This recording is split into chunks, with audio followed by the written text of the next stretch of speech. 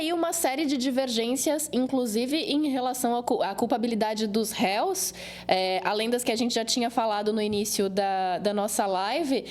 Isso pode fazer com que o julgamento dure mais quanto tempo? Pode levar para o plenário? O que pode acontecer a partir dessas divergências que foram maiores, né, do que a gente estava esperando do voto do ministro Luiz Fux? A gente sabia que ele poderia divergir do Alexandre de Moraes, que é o relator do caso, mas ele divergiu mais do que estava sendo dito, inclusive, pelos interlocutores dele nos bastidores, né, professora? Oi, Luísa. Pois é, a divergência foi maior, ao mesmo tempo em que o ministro, ele apontou que evoluiu, né, em uma série de questões, que mudou de ideia, basicamente, né, o Supremo, os ministros do Supremo costumam usar esses termos evoluir quando eles querem dizer que eles mudaram de ideia, e de fato, é o que parece, o ministro Luiz Fux, ele deliberadamente parece estar querendo usar bastante tempo de julgamento para esmiuçar bem o seu voto, apresentar bem a divergência. O que nós percebemos agora no finalzinho da sessão, antes dessa interrupção por 1 hora, é que, ao que parece, não vai haver uma sessão do plenário no período da tarde e eles vão continuar a sessão da turma até a finalização do voto do ministro Fux. Então, não tinha uma sessão planejada para o período da tarde, né? Hoje nós só teríamos sessão de manhã, mas a continuidade também parece, de certa forma, uma reação a essa postergação no voto, né? Então, enquanto o voto não for finalizado, a sessão não será finalizada. Então, acho que teve essa mensagem clara na figura do presidente Cristiano Zanin, de dizer, olha, vamos fazer um intervalo, fique tranquilo, porém continuaremos quanto tempo for necessário para que isso não afete a programação do julgamento.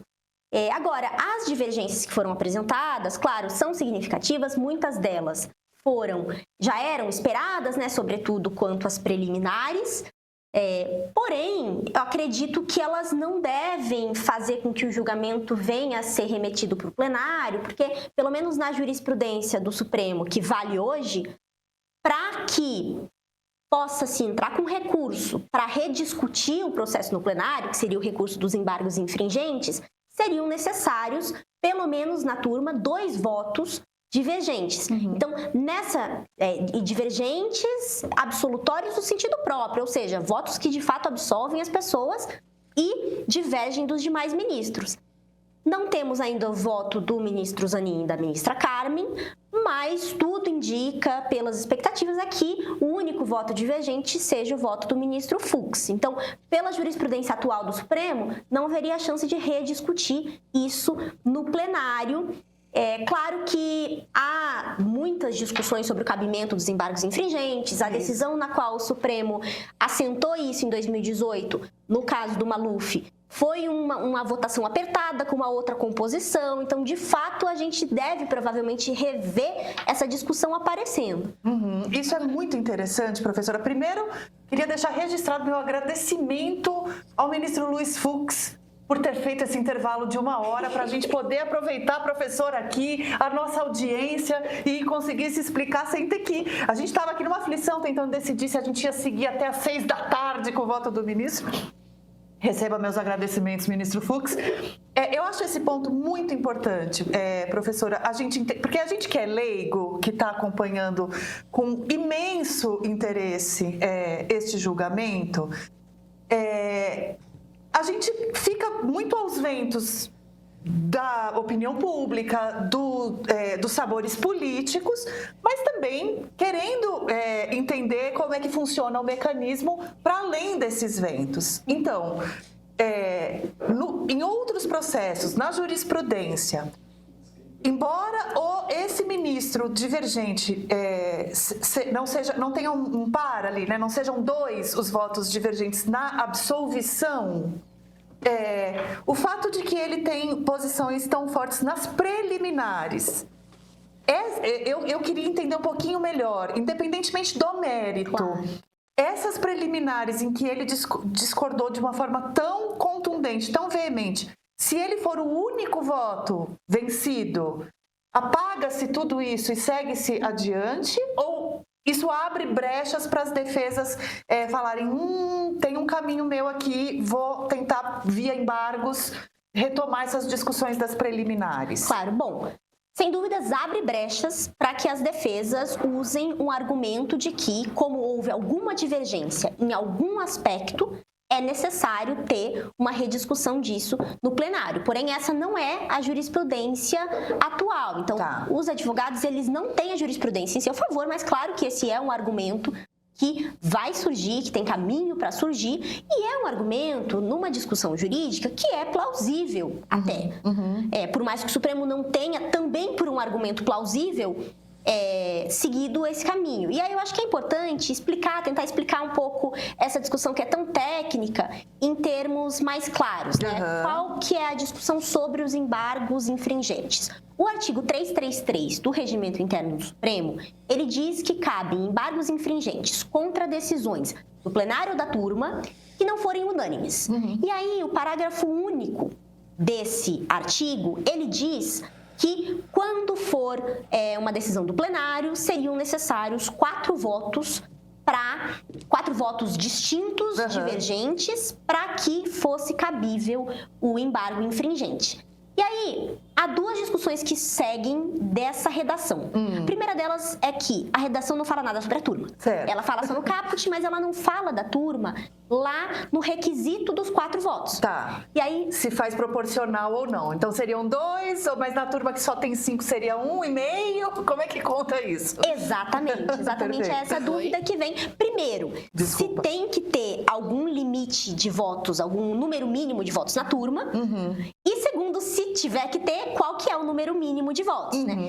E por quê? Tem um argumento que, inclusive, curiosamente, lá no caso do Maluf, ele foi defendido pelo ministro Alexandre de Moraes, que ficou vencido no caso, que diz o seguinte: o regimento interno, quando ele fala em 4 votos no plenário e omite a turma, essa omissão é deliberada. Significa que na turma, independentemente da quantidade de votos vencidos, se houver uma divergência, cabe. E até teria uma justificativa para colocar esse número mínimo de votos no plenário, porque o plenário já é o colegiado completo. Então, para forçar uma rediscussão no plenário, os critérios poderiam ser mais criteriosos do que para rediscutir o caso em outra arena, que é o que ocorre no caso da turma e do plenário. Certo. Esse argumento ficou vencido. E ficou vencido justamente com o fundamento de que, se no plenário são 4, por paralelismo, e muitas coisas de paralelismo existem, né? Funcionamento do tribunal, organização. Por paralelismo, também na turma, deveriam ser 2. Como são 4 no plenário, na turma são 2. A maioria de 6 ministros entendeu isso e que, ou seja, para interpor embargos infringentes, seria necessário 2 votos. 2 votos divergentes. Perfeito. Exatamente. Então, essa é a primeira discussão. Aí tem uma segunda discussão que diz respeito a qual divergência é necessária, para que seja necessário. E o regimento interno, ele também não especifica isso, é a jurisprudência que especifica. E se convencionou, a maioria dos ministros entendeu nesse caso, que é necessário que os votos de fato sejam de absolvição, os votos divergentes sejam de absolvição, para caber uma rediscussão disso nos embargos infringentes.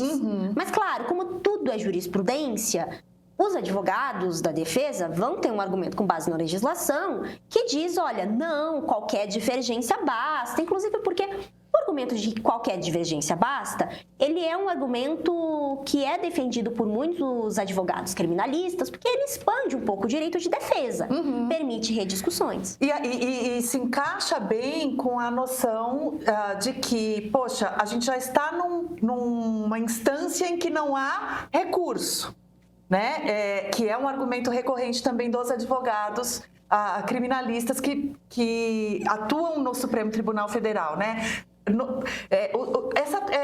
Estar no Supremo Tribunal Federal gera essa dubiedade, né? Há quem encare isso como um privilégio, e não à toa que o foro chama privilegiado, não é assim que se chama, mas ficou conhecido assim, né?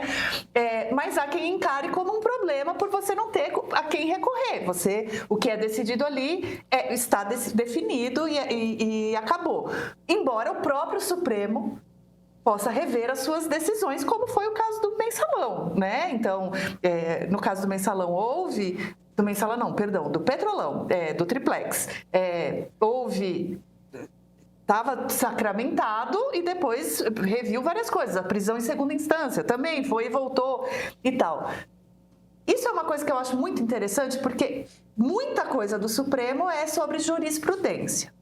E se tem uma crítica que o Fux faz no seu voto, e sobre o qual eu tenho várias críticas a fazer como leiga, né, como analista política daí, não como jurista, mas eu acho que nisso ele tem um fundamento muito importante, é o fato de que a jurisprudência do Supremo é inconsistente, ela muda muito.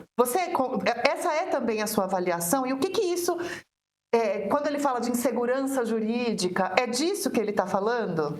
Veja, a jurisprudência do Supremo, de fato, e eu sou bastante crítica a isso, ela é inconstante, tem mudanças jurisprudenciais em alguns casos, decisões monocráticas, ou seja, individuais, que aplicam de modo errado a jurisprudência e reescrevem por decisões individuais a jurisprudência. Então, de fato, esse é um problema crônico no Supremo. Porém, eu acredito que é importante mencionar que no caso dessas argumentações que surgiram no voto do ministro Fux, existe uma inconsistência na própria argumentação e uma espécie de incoerência. Por quê? Porque, olhando para o histórico das decisões do ministro Fux, o que se percebe é que, de modo geral, nos processos penais, ele é bastante duro. Ele não tem uma postura... Ele não é o garantista clássico. Exatamente. Ele não tem essa postura que, tradicionalmente, é vinculada ao garantismo, né? Então, se a gente usa essa posição binária dos punitivistas, dos garantistas, o ministro Fux ele estaria mais distante dessas posições mais defensivas do direito de defesa, mais defensivas. Inclusive, em alguns julgamentos do 8 de janeiro, o ministro Fux acompanhou os votos dos ministros do Supremo, os votos do ministro Alexandre de Moraes, pela condenação. Então, o surgimento dessa posição agora e defendendo a técnica, a coerência... por si só um pouco incoerente, porque o ministro ele não vinha decidindo assim. E claro que todo mundo pode mudar de ideia. Ele mesmo falou isso, né? Ele já fez esse head, né? Veja bem, mudar de ideia é parte do... né? Mas, de fato, se parte da argumentação dele é sobre coerência, a coerência dele próprio vai ser questionada por quem discordar, né? Então, ele abre esse flanco, né? O fato é que nós sempre vivemos surtos autoritários. Historicamente, dar golpe no Brasil é um negócio de menor risco que você pode tentar, né? À medida em que houve um processo de erosão democrática no Brasil, esse processo foi acompanhado de uma maior politização das Forças Armadas. Não havia politização das Forças Armadas?